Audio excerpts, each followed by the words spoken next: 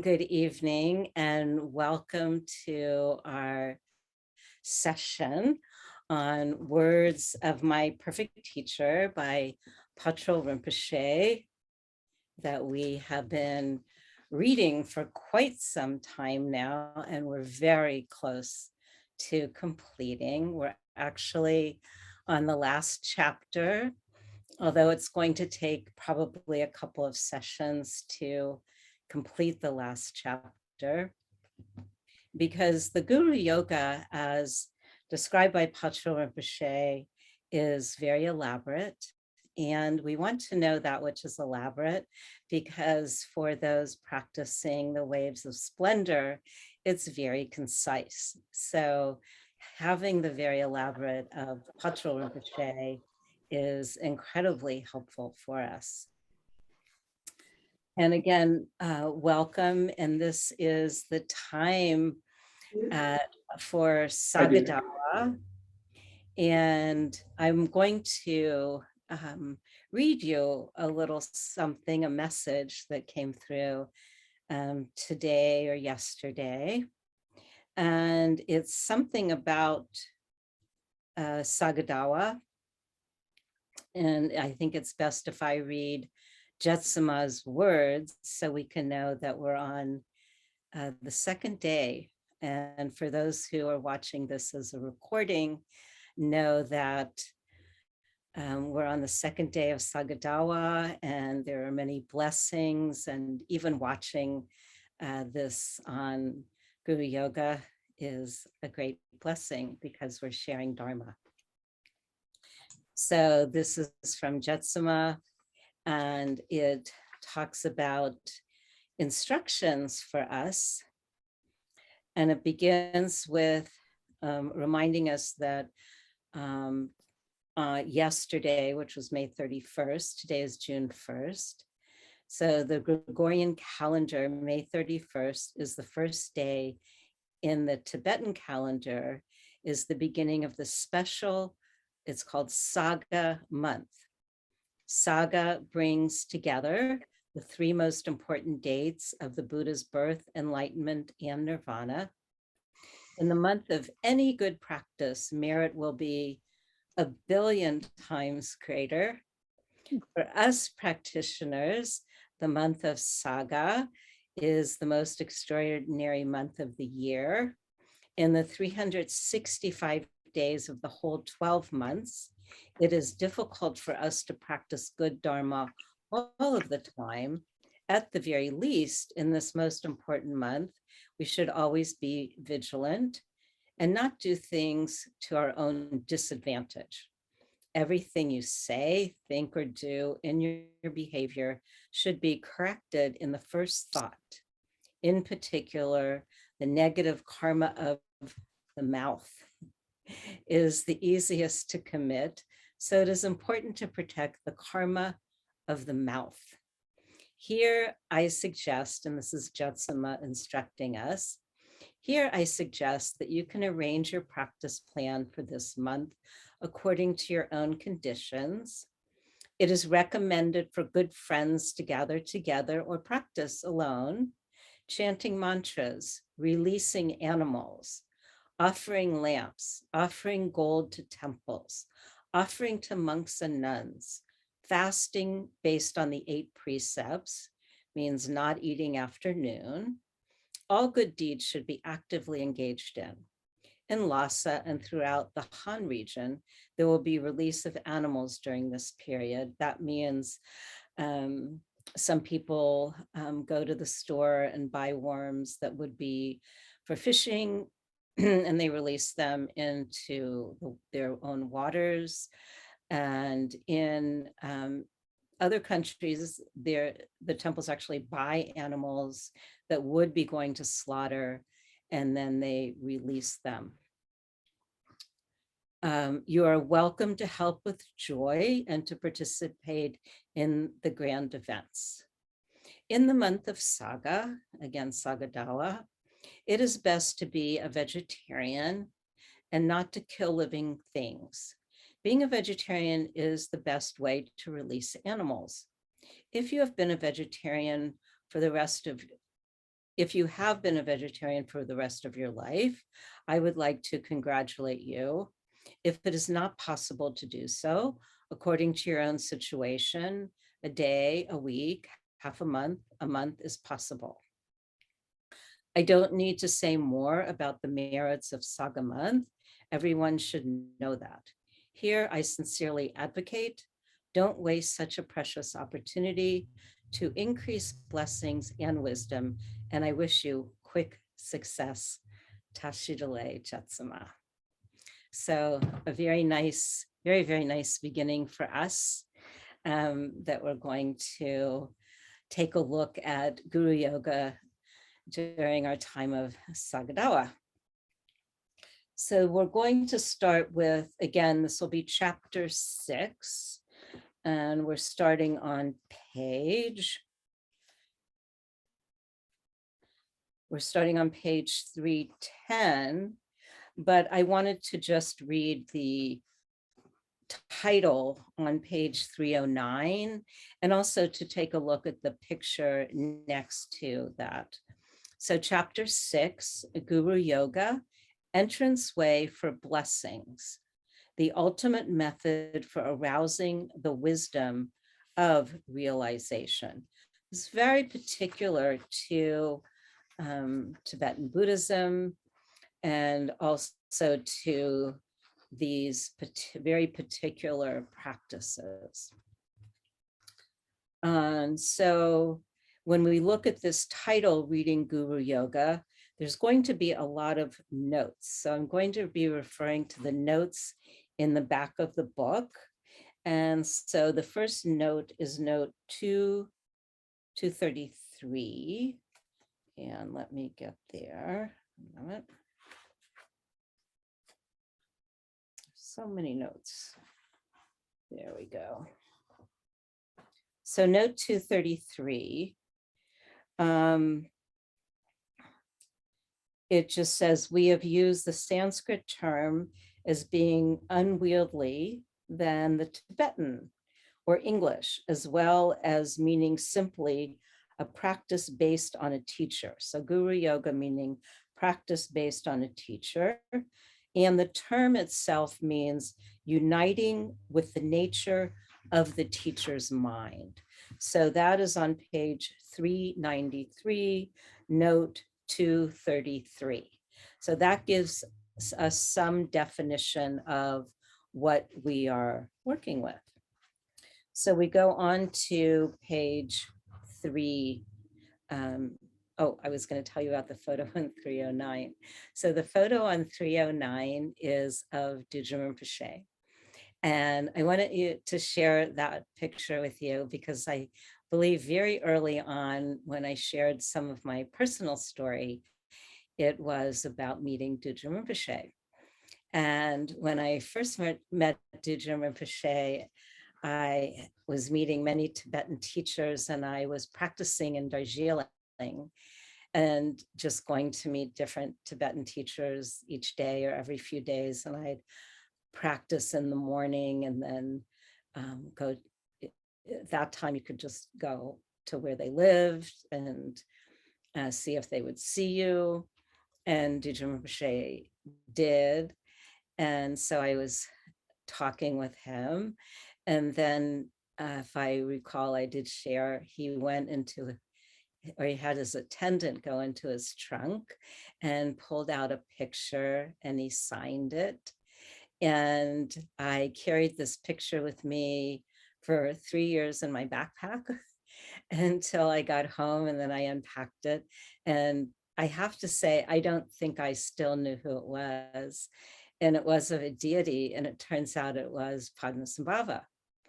So I received this picture of Padmasambhava from Dudjom Rinpoche, this person on page 309, and he signed it, which I couldn't understand why someone would sign a picture of somebody not themselves, or possibly a picture they didn't take. So it took a while. It took a while for me to understand there were some blessings there. And so I just share that with you because that is the picture for Guru Yoga. All right, so moving along,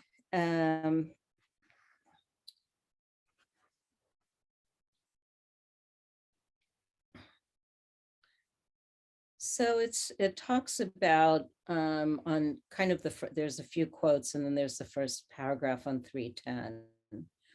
It says, in the paths of the secret mantra Vajrayana, the teacher has a unique and paramount importance. For this reason, all the tantras teach the practice of Guru Yoga and say that it is superior to all of the practices of generation and perfection phases. And in the Tantra, it says, better than meditating on 100,000 deities for 10 million kalpas, that's a really long time, is to think of one's teacher for a single instant. That is a lot. This is especially true in this particular vehicle, the heart essence of the natural great perfection. And of course, that is the practice that we are doing. And as you know, the heart essence of the vast expanse. So the heart essence of the natural great perfection, the Vajra core teachings. So what is taught, and we skip down a little bit in this paragraph, what is taught in this tradition is to pray with fervent devotion and complete faith to a supremely realized teacher whose lineage is like a golden chain, untarnished by any variance with the samayas, to rely on him or her alone, and to consider him or her to be a real Buddha. And that is very key. And so I'm going to read that as a note also. On page 393, we have note number 236. And again, bear with me with my notes. This had a particular amount of notes for this chapter, and they're all very good. So one moment here. So for the note, which is the 236, it's the bottom of page 393. In what way should one consider him or her a Buddha? According to the lesser vehicle, it is not even necessary to consider one's teacher as a special being or a Pratyeka Buddha. And that's the one who becomes enlightened on their own. To consider him or her as an ordinary being with certain qualities is enough.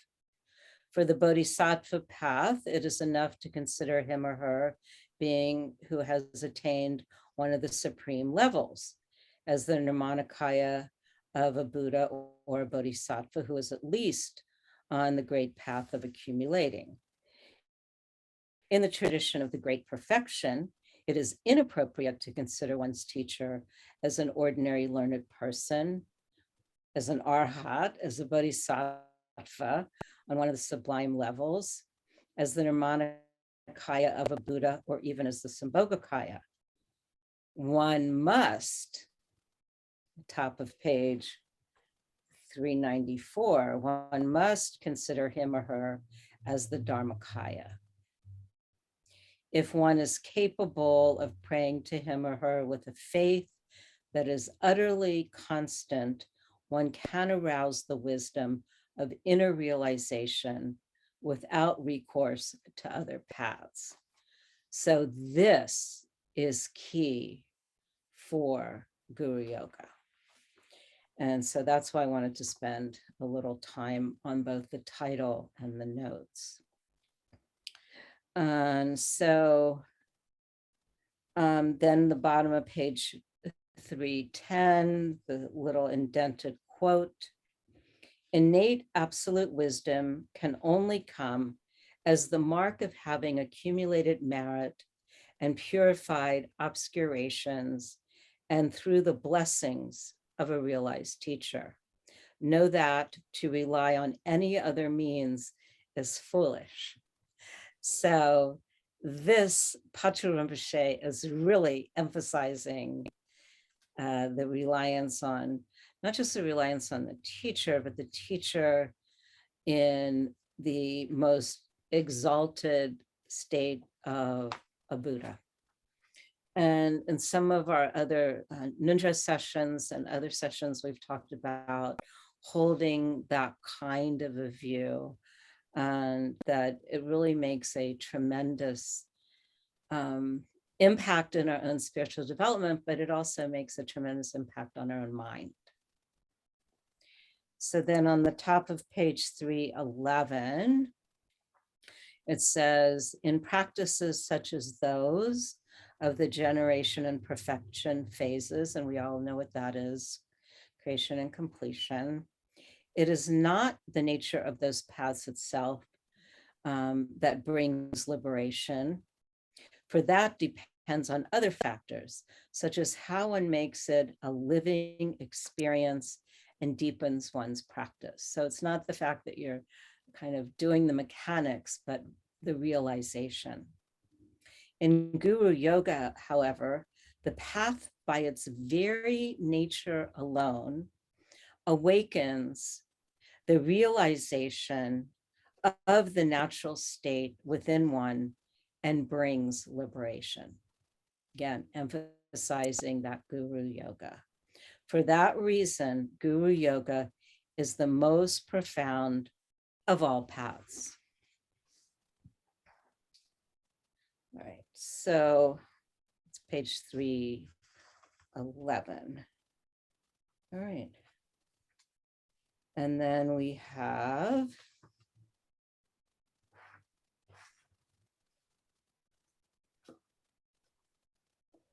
on the top of actually page 311, the Longchenpa, the omniscient Dharma king, in his Finding Rest from Illusion, writes, in practices such as those of, oh, this is what we just read. Okay, so those words were actually the words of Longchenpa, the paragraph that I read on the page, top of page 311. All right. And then we go to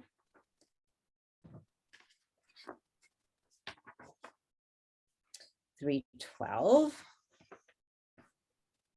And on 312, then we're going to look at the first paragraph, there's a quote, and then it says, the devotional practice of Guru Yoga is the only way to awaken within you the realization of the uncontrived natural state. And again, that is quite amazing. No other method can bring such realization. And then we skip down to the middle sentence, and it says that there's some quotes by Rigzen Jigme Lingpa, and we certainly know who that is. And he says, when I saw the writings of the second Buddha, and that's who Jigme Lingpa calls Longchenpa. He calls Longchenpa the second Buddha. So he says, when I saw the writings of the second Buddha, Longchenpa, it dawned on me that he was genuinely a Buddha. So here he's saying that he saw his root guru as the Buddha. I prayed to him with great fervor.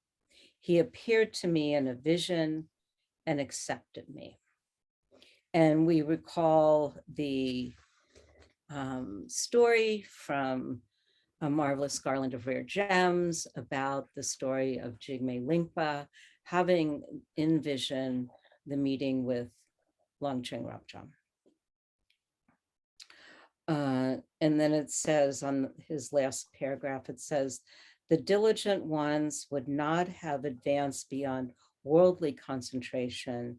The intelligent ones would have strayed into intellectualization. They only realize the absolute truth because they were driven by the counterbalancing forces of their devotion. So devotion is a counterbalancing force. And then we go and look at Vairocana on the bottom of page 312, and it says, during the period of his exile, Gyalmo Saurorong, and pardon my Tibetan, the great translator Vairocana, and we had read about him as well, taught the old man, we hadn't read about this, Pang Mipang Gompo, how to take the teacher's blessings as the path. So taking the teacher's blessings as the path.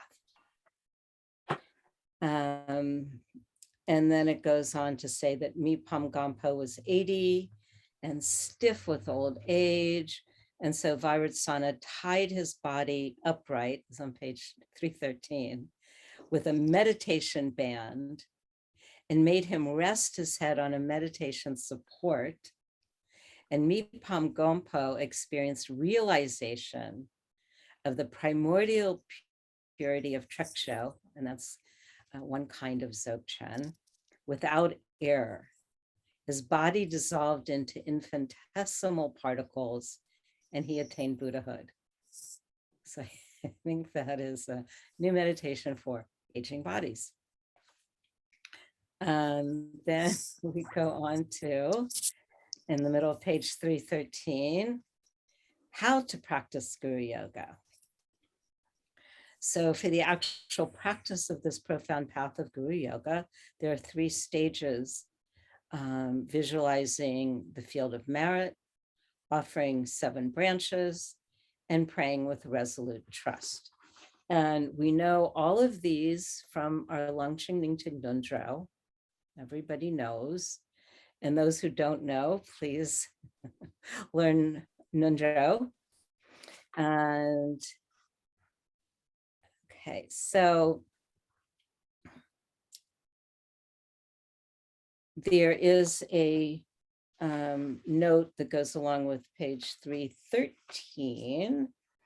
And so note 241. So let's do 241, see what that's all about. Back in our notes. So what happened when he passed away and went into infinitesimal particles, it says that he actually attained what's called the rainbow body. So that's that's note 241. And then we go to visualizing the field of merit. To transform our perception of the world requires a strong and open mind. And this also, for those who've been doing the Longchen Nyingchen Nundro, there's a lot of emphasis, okay? So to transform our perception of the world requires strong and open mind.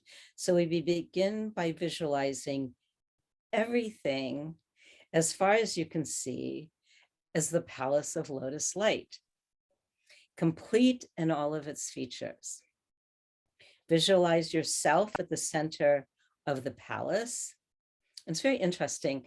A lot of times in these deity practices, they're in a palace. And think of yourself as having the nature of Daikini Yeshe Sogel. And again, it's not just visualizing Yeshe Sogel, it is having the nature of Daikini Yeshe Sogel. This will ensure that you are a fit receptacle for empowerments, arouse the primal wisdom of bliss and emptiness, and create a connection with the guidance she had from her teacher. And that is note 242. That's a little bit of a longer note. And it says, visualizing oneself as a deity enables one to go beyond the limitations of everyday conventional ideas, not only of the teacher, but of oneself. Very important, very key. So if one visualizes oneself in one's ordinary form, this idea will prevent the blessings from entering. Also, one visualizes oneself in a female form in relation to the male form of Guru Rinpoche, this combining the aspects of wisdom and means. So here it's more symbolic. And specifically by thinking one has the nature of Yeshe Tsogyal, again, emphasizing that, who was Guru Rinpoche's closest disciple. And one creates an interdependent link. And this concept of interdependent link is very key as well, or auspicious connection with their extraordinary teacher-disciple relationship. Beautiful note, really, really beautiful. That was note 242. All right, so then we're back to the visualization. And in form, however, visualize yourself as Vajrayogini. She's red. We already know this as well. She's red with one face, two arms, three eyes. She's gazing longingly at the heart of the teacher. Longingly here expresses a sense of impatience to be with the teacher, this being the only source of joy. With her right hand, she's playing a small skull drum held up in the air, awakening beings from sleep of ignorance and confusion. Her left hand is resting on her hip, holding the curved knife that cuts the root of the three poisons. She is naked except for her bone ornaments, garlands of flowers. She is visible, but insubstantial.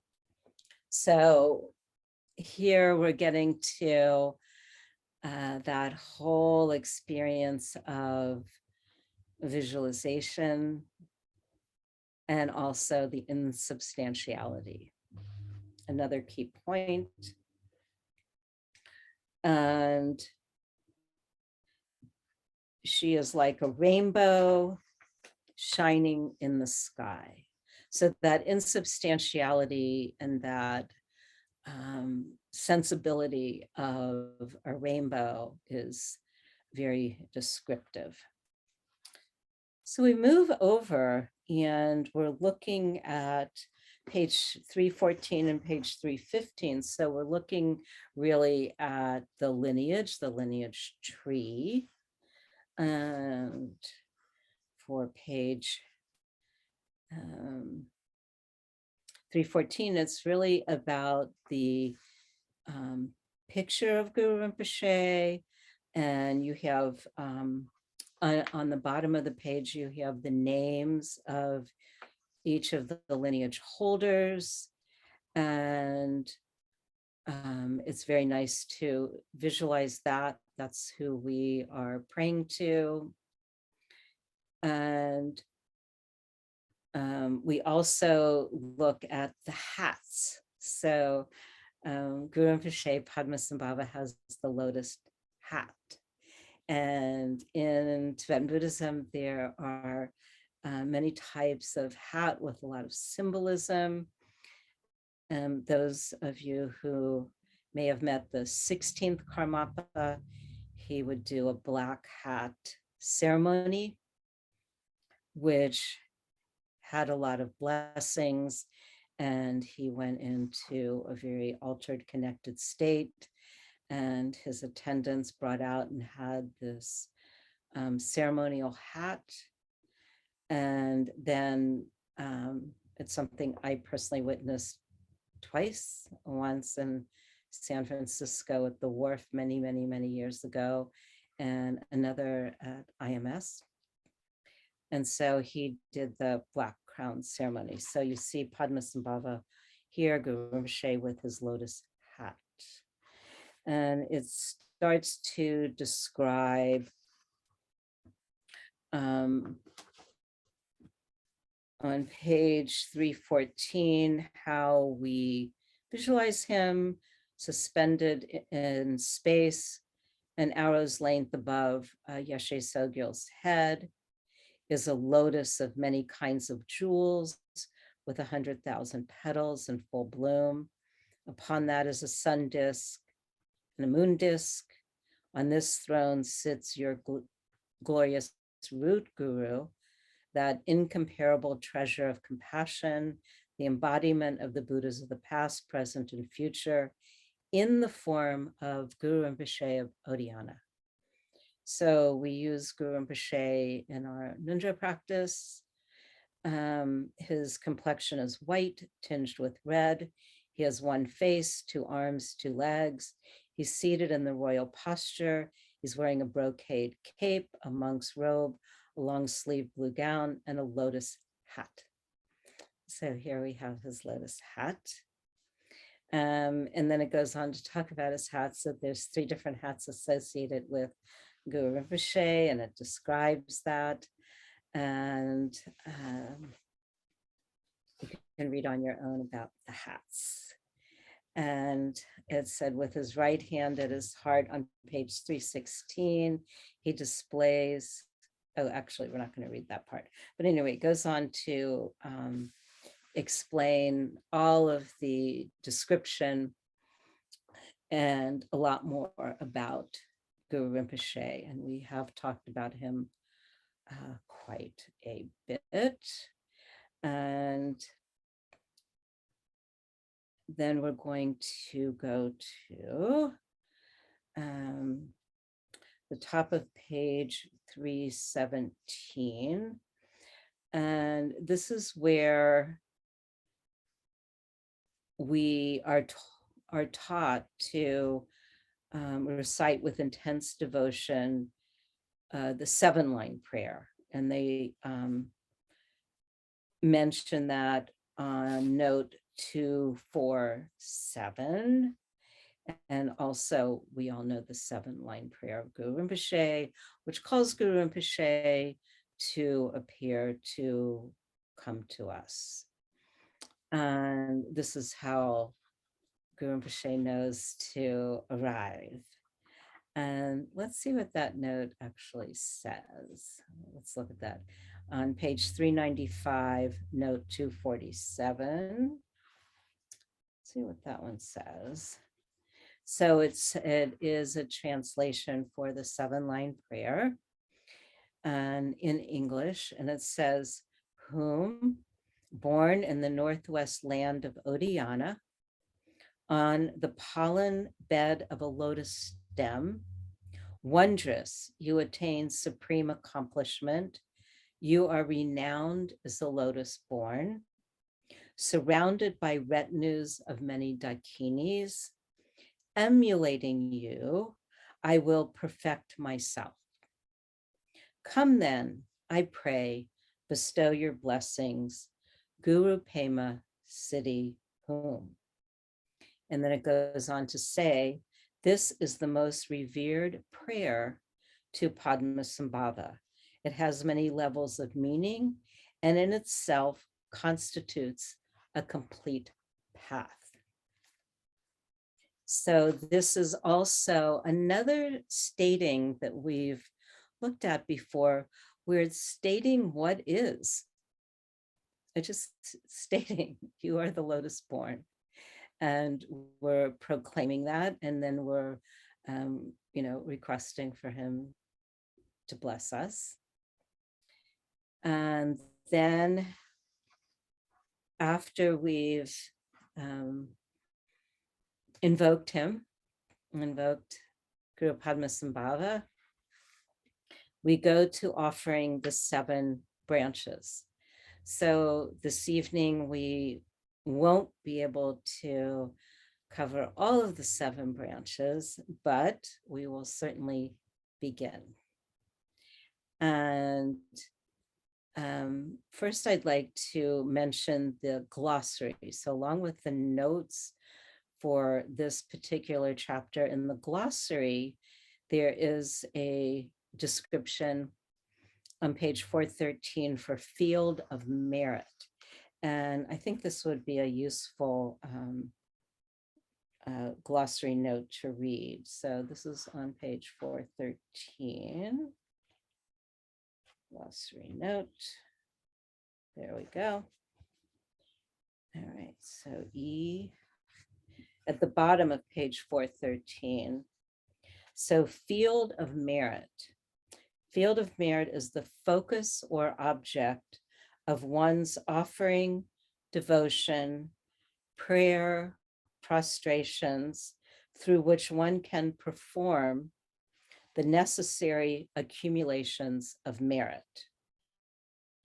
The term usually implies a visualized focus of practice, such as refuge deities, the teacher in Guru Yoga, and so forth.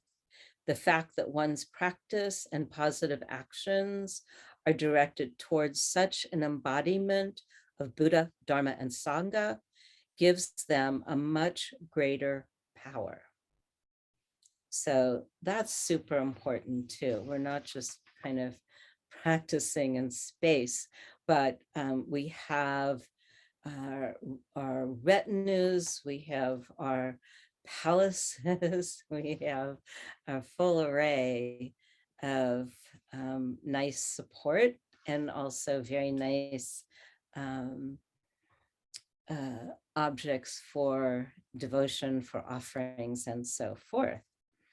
And so page 317, we start actually with prostrations.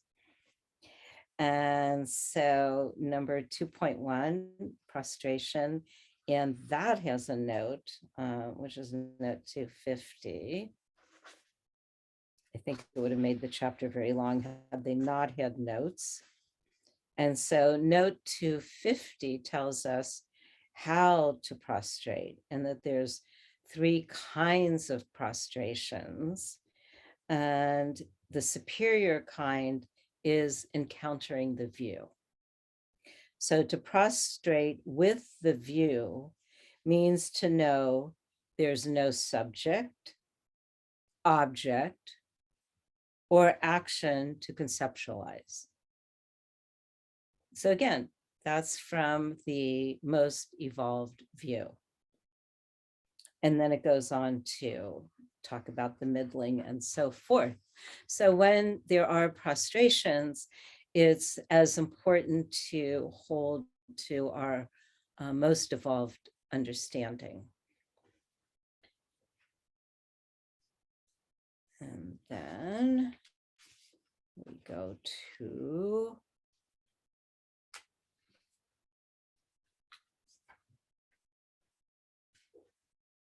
page 318, and I'll read a little bit there. It says an important point when doing prostrations is to link body, speech, and mind. As you physically prostrate with your body, recite the text of the prayer for the prostration with your speech, it's usually refuge. With your mind, consider you are doing prostrations in the company of all beings and practice with respect and devotion, relying entirely on the teacher and confidently surrendering yourself to him or her. Otherwise, you will end up just saying whatever you like, looking around while your mind chases after all sorts of external events.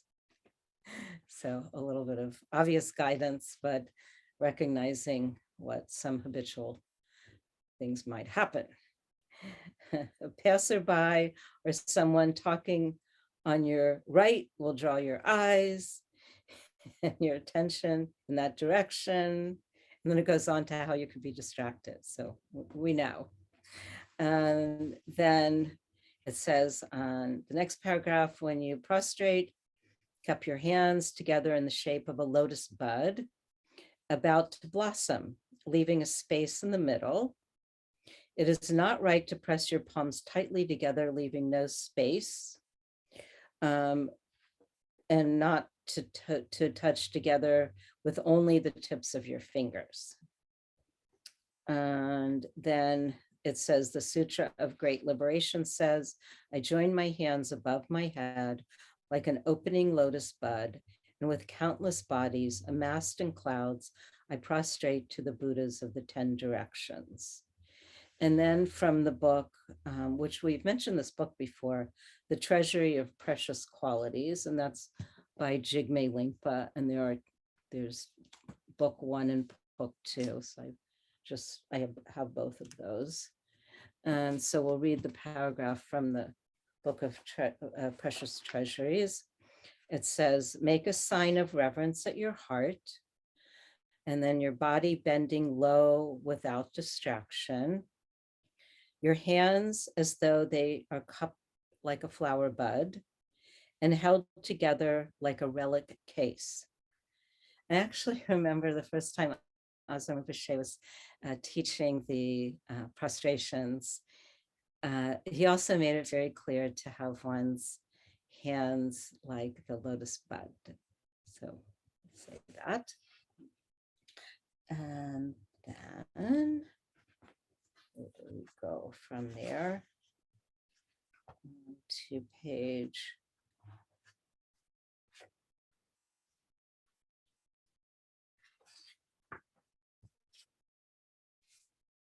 321, we move into the making of offerings, 2.2. And that also starts with a note, 255. So let's look at that note, 255, which is on page 396. And it just makes a statement that the offering should serve as an antidote for attachment and avarice. So the offerings are also, they're offerings, but they're also antidotes, which is always good to remember. And we're going to actually conclude here when we talk about the offerings. And then next time we'll move further than that. So offerings, it says, set out as many offerings as our resources permit, as was explained in the chapter on the mandala offering, which we've talked about. That is to say, using clean, perfectly pure offerings without any ensnared by miserliness, hypocrisy, or ostentation. So those are our parameters. And these offerings are just the support for your concentration. So once again, I think we've gotten this instruction many times that we're ultimately looking at the nature of mind, but we're also utilizing all of our supports to do that. Then make a mental offering in the manner of the Bodhisattva Samantabhadra, who they explain is not the Samantabhadra of the Dharmakaya, but is somebody else, filling the entire world and the whole of space with all of the offerings. So again, we're invited to really, really expand our minds, all of space. Okay, so there you go with the enormity of the human and the celestial realms. So we're not just sticking here, we're going for it. With flowers, incense, lamps, perfumed water, nourishment, palaces, landscapes, mansions, pleasure gardens, the 7 attributes of royalty, the 8 auspicious symbols, the 16 Vajra goddesses dancing and singing, each one playing their own musical instrument. So I kind of like the whole idea of the gardens. And I know all of us have visited very beautiful gardens. I mean, whether you're in Portland, Oregon with the Japanese garden, the Chinese garden, the rose garden, or having traveled, there's very beautiful gardens in Singapore, very lush. And I know growing up, my grandmother used to love to go to a garden in South Carolina called the Brookgreen Gardens. Very beautiful, southern moss hanging down, and very lovely walk. So all of us, I think, have been to lovely gardens, and we can just offer those landscapes. It says waterfalls, flowing water, which is quite nice. That which causes pleasure in our own minds is something we can offer celestially to the whole universe as far as the mind can see. So that it's said, by the power of this meditation, the Bodhisattva Samantabhadra emanated hundreds of millions of multicolored light rays from his heart as multitudinous as the particles of dust in innumerable Buddha fields. That's really a lot.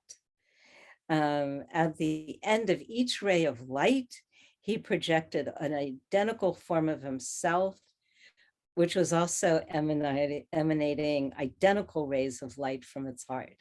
So there's a lot of emanating, lots of light, all emanating from the heart, and it's an offering. At the end of each of those light rays, in turn, appeared even more of this person, I believe he's a person, Bodhisattva, named Samantabhadra. And so it continued in an infinite progression until the number of forms manifested was utterly inconceivable. And each of these was offerings to the Buddhas and the Bodhisattvas of the 10 direction, innumerable offerings of infinite variety.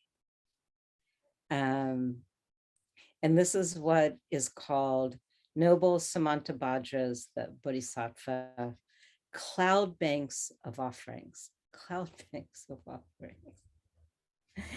Make offerings by mentally creating as many emanations as you can. So we get to emanate as much as we would like. And in this way, you say the corresponding words and top of page 322, with both physically arranged and mentally created offerings. I offer everything in the universe as one vast gesture of offering. Whatever we have the power to offer, the Buddhas and Bodhisattvas have the power to accept. And I also want to emphasize acceptance, because as we've talked about, how we accept is very important as well. Somebody might make an offering to us. They might take us to a garden. They might offer a flower. And so how we accept that is also important. So mentally take all the wealth that has no owner and all of the human and celestial realms throughout the universe and make an offering of it. So here we have permission to offer whatever we would like. Then manifest as much wealth as you can with your imagination and offer that too. You can accumulate exactly the same merit in this way as you would if all of those things were your own real possessions. You never need to think that you have nothing to offer. So we've actually got a lot of offerings. Whatever you or others have and whatever you see, let your first thought always be to offer it to the 3 jewels and the root lineage teachers. Mentally take whatever you find beautiful as you pass by, even pure flowing water or fields of flowers, offer it to the 3 jewels, thus perfecting the accumulation of merit and wisdom in the midst of your other activities. So I thought that would be a lovely place to complete on this second day of Sagadawa, when there is a great emphasis on merit and accumulations and generosity. And now we've got the power. Thank you.